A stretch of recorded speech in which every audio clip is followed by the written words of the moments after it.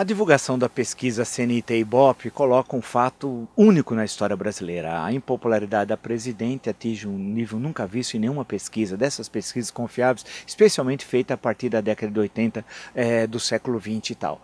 A grande questão que se coloca, uma presidente que tem 9% de avaliação positiva, quem é que sustenta uma presidente com um nível de popularidade tão baixo? A questão é muito complicada, porque envolve uma base política no Congresso que ela não tem mais hoje, nem na Câmara nem no Senado, o partido em frangalhos, uma economia numa situação terrível, como nós sabemos, uma crise ética gravíssima da República. Por outro lado, a presidente viaja aos Estados Unidos e tenta construir uma agenda positiva, acreditando que a assinatura de alguns acordos, umas reuniões com Obama, risos para lá, risos para cá, como se isso tivesse algum reflexo positivo imediato para a economia brasileira. Isso não tem. E para isso, na popularidade da presidente, muito menos. Vale destacar que a pesquisa CNT foi feita antes da divulgação da delação premiada Ricardo Pessoa, mostrando o envolvimento de altas figuras do Partido dos Trabalhadores com a corrupção, segundo o delator Ricardo Pessoa tal.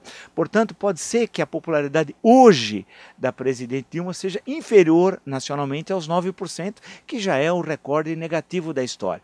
E a comparação, claro, é feita com José Sarney, mas ela conseguiu ter um nível de avaliação pior do que José Sarney. É importante destacar que a avaliação de Sarney era muito ruim após 3 planos de estabilização fracassados, desde o Cruzado, o Plano Bresser, o Plano Verão, depois do Brasil ter mudado várias vezes de moeda, vários congelamentos, e em 1989, em plena campanha presidencial, que estava ocorrendo 29 anos depois da última, que foi em 1960. E todos os candidatos, eram 22 inicialmente, passaram a ser 21, nenhum se declarava candidato do governo. Portanto, as artilharias voltadas contra o presidente Sarney. Então veja que a comparação é muito mais grave do que a aparência. Não é simplesmente um presidente impopular, não.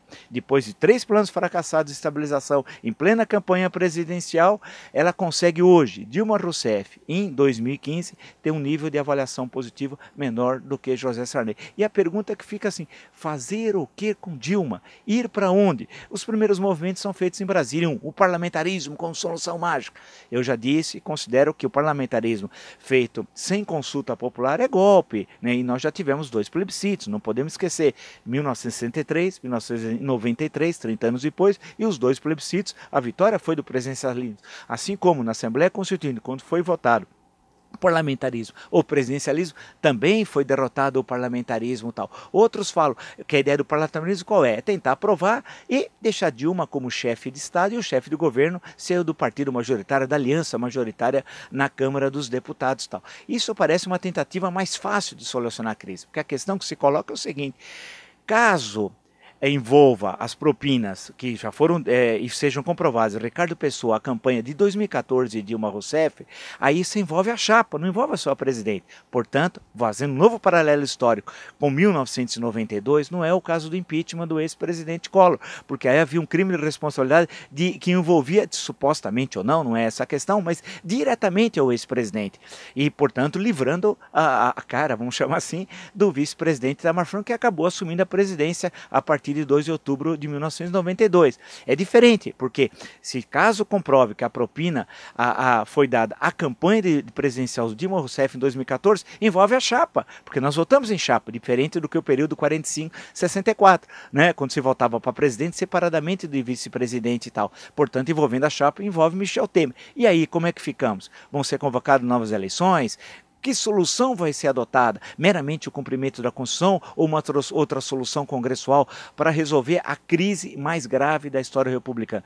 E essa que é a questão central. Nós vivemos hoje, em 2015, o momento mais difícil da história republicana, com absoluta certeza. Por quê? Porque nós não temos um futuro a curto prazo relativamente claro para onde nós devemos ir. Na época do Sarney tínhamos a eleição presidencial, né, que foi realizada e depois a posse do novo presidente em março de 90. Agora nós não sabemos para onde vamos.